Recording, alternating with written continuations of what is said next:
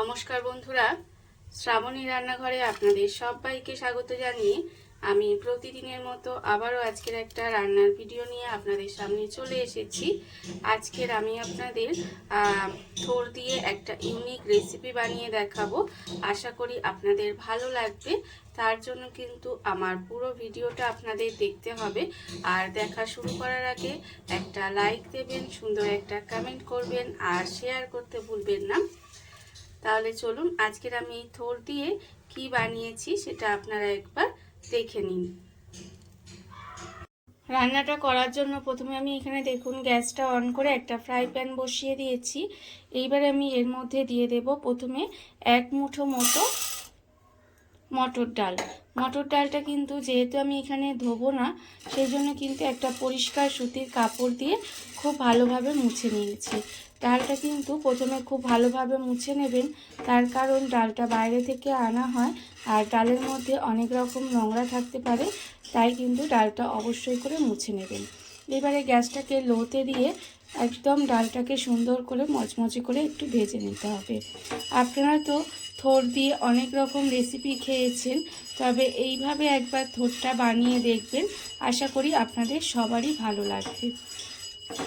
দেখুন আমি কিন্তু এইভাবে ডালটাকে প্রথমে ভেজে নেব।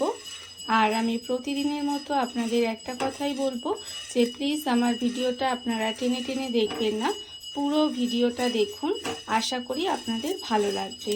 দেখুন আমি কিন্তু এইভাবে গ্যাসটাকে লোতে দিয়েই ডালটাকে আস্তে আস্তে একটু ভেজে নেব। ডালটা আমার এখানে ভাজা হয়ে গেছে, দেখুন আস্তে আস্তে কালারটা একটু একটু চেঞ্জ হয়ে যাচ্ছে। আর এর থেকে বেশি ভাজার দরকার নেই। এইবারে আমি এটাকে নামিয়ে একটু ঠান্ডা করে নেব।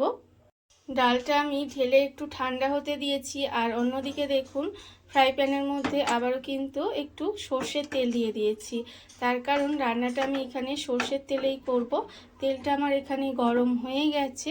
তেলটা কিন্তু প্রথমে খুব ভালোভাবে গরম করে নিতে হবে। এইবার আমি এর মধ্যে দিয়ে দেব অল্প সামান্য একটু কালো জিরে ফোড়ন দিলাম। কালো জিরে ফোড়ন দিয়ে কালো জিরেটা কিন্তু একটু ভালোভাবে ভেজে নেব।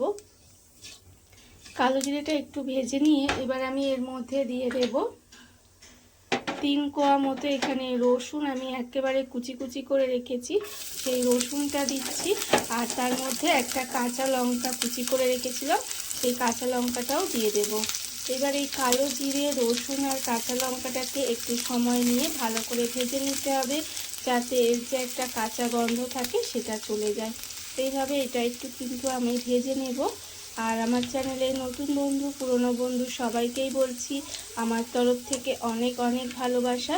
নতুন বন্ধুদের বলবো এইভাবে আমার পাশে থেকে আপনারা যদি চ্যানেলটা সাবস্ক্রাইব করেন তাহলে পাশে থাকা বেল বাটনটা অবশ্যই প্রেস করে দেবেন, যাতে আমি যখনই কোনো নিত্য নতুন ভিডিও আপলোড করব সবার প্রথমে আপনাদের কাছে নোটিফিকেশান চলে যাবে এবং আপনারা আপনাদের সময় মতো সেটা দেখে নিতে পারবেন।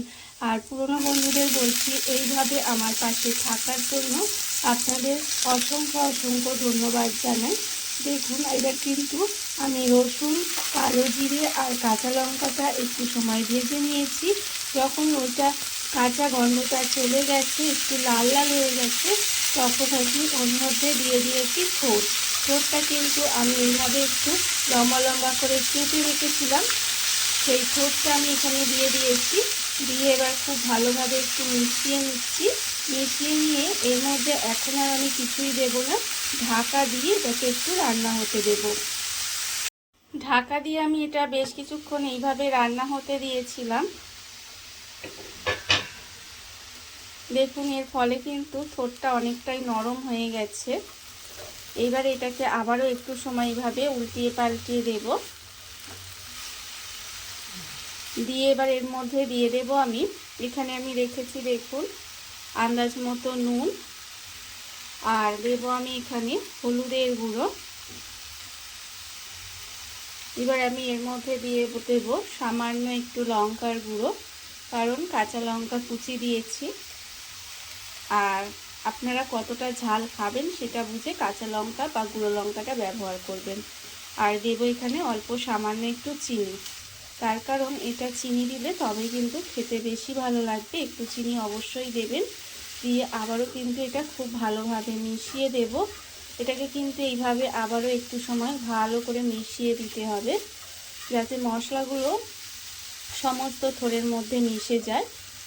দেখুন এইভাবে একটু সময় কিন্তু ভালো করে মিশিয়ে দিচ্ছি। আর এই সময় কিন্তু গ্যাসটাকে একেবারে লোতে করে রাখবেন। গ্যাসটা কিন্তু অবশ্যই লোতে করে রাখতে হবে। রেখে সমস্ত কিছু একে অপরের সঙ্গে ভালো করে মশলাগুলো মিশিয়ে দিলাম। মিশিয়ে দিয়ে এবার এটাকে ঢাকা দিয়ে আবারও কিন্তু কিছুক্ষণ রান্না হতে দেব। আর এটা যতক্ষণ রান্না হচ্ছে ততক্ষণ দেখুন অন্যদিকে কিন্তু আমি যে ডালটা আমি এখানে আগে থেকে ভেজে রেখেছিলাম সেই ডালটা কিন্তু মিক্সির মধ্যে দিয়ে ঠান্ডা হয়ে গেছে। আর এটা কিন্তু অবশ্যই ঠান্ডা করে তবে মিক্সিতে দেবেন। এবার মিক্সির মধ্যে দিয়ে তারপরে এটাকে একটু গুঁড়ো করে নেব। ডালটা আমি এখানে গুঁড়ো করে নিয়েছি। ডালটা আমার এখানে গুঁড়ো করা হয়ে গেছে। আর অন্যদিকে যে থোড়টা আমি ঢাকা দিয়ে একটু সময় রান্না হতে দিয়েছিলাম সেই থোড়টা কিন্তু এখানে দেখুন আরও একটু নরম হয়ে গেছে। মানে থোড় দিয়ে যে জল বেরিয়েছে সেই থোড়ের জলেই কিন্তু থোড়টা আস্তে আস্তে ভাজা হয়ে যাচ্ছে। এবার এটাকে একটু উল্টিয়ে পাল্টিয়ে নেব। এইভাবে একটু উল্টিয়ে পাল্টিয়ে নিতে হবে। দেখুন এইভাবে একটু সময় কিন্তু নেড়ে নেড়ে রান্নাটা করে নিতে হবে। থোড়টা আমি এখানে একটু সময় এইভাবে নেড়ে নেড়ে রান্না করে নিয়েছি। এইবার আমি এর মধ্যে দিয়ে দেব এই যে মটর ডালের গুঁড়োটা, এর মধ্যে কিন্তু দিয়ে দেব। দিয়ে কিন্তু এটাকে খুব ভালোভাবে একটু মিশিয়ে নেব। মিশিয়ে কিন্তু একটু সময় রান্নাটা করে নিতে হবে।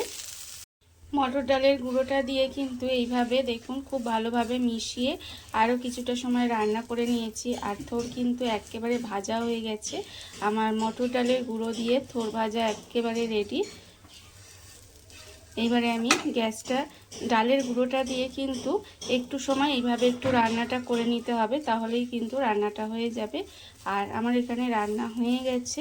এইবার আমি গ্যাসটা অফ করে দেব আর আপনাদের পরিবেশন করে দেখাবো ঠিক কেমন হলো। দেখুন বন্ধুরা, বাড়িতে থাকা কত অল্প উপকরণে কত অল্প সময় কত সুন্দর একটা ইউনিক থোড়ের রেসিপি তৈরি হয়ে গেছে, আপনারা দেখতেই পেলেন। আর এটা কিন্তু খেতে অসম্ভব সুন্দর হয়। এইভাবে আপনারাও একদিন হলেও বাড়িতে বানিয়ে দেখতে পারেন। আর এই ভিডিওটা যদি আপনাদের ভালো লেগে থাকে, আপনারা যদি ইউটিউব থেকে দেখে থাকেন, চ্যানেলটি সাবস্ক্রাইব করে নেওয়ার অনুরোধ রইল। তাহলে চলুন ভিডিওটা আমি এখানেই শেষ করছি। আপনারা সবাই ভালো থাকবেন, সুস্থ থাকবেন।